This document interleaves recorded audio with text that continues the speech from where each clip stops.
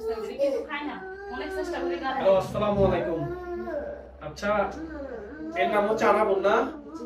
ওজন হচ্ছে মাশাআল্লাহ 11 কেজির কাছাকাছি। আমার কাছে কি জন্য আসছিলেন আপু? পাতলা পায়খানা না?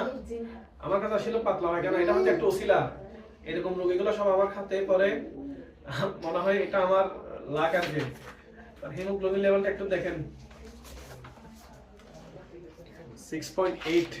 এটা একটা সবার জন্য সতর্কবার্তা যে বাচ্চা একটু নাজুস নুজুস হলে, বাচ্চা একটু কি হলে, একটু ওজন ঠিক থাকলে বাচ্চা ভালো এবং ধারণা থেকে বেরিয়ে আসতে হবে আমাদেরকে, বুঝছেন?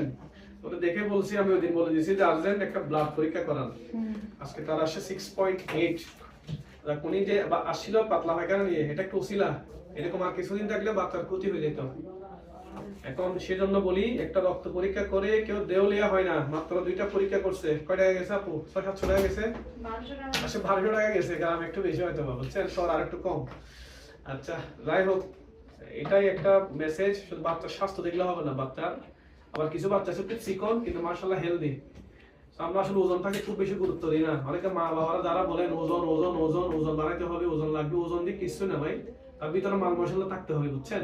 এটা হচ্ছে থিঙ্কিং, এটা ঠিক থাকতে হবে। ঠিক আছে, সবাইকে ধন্যবাদ।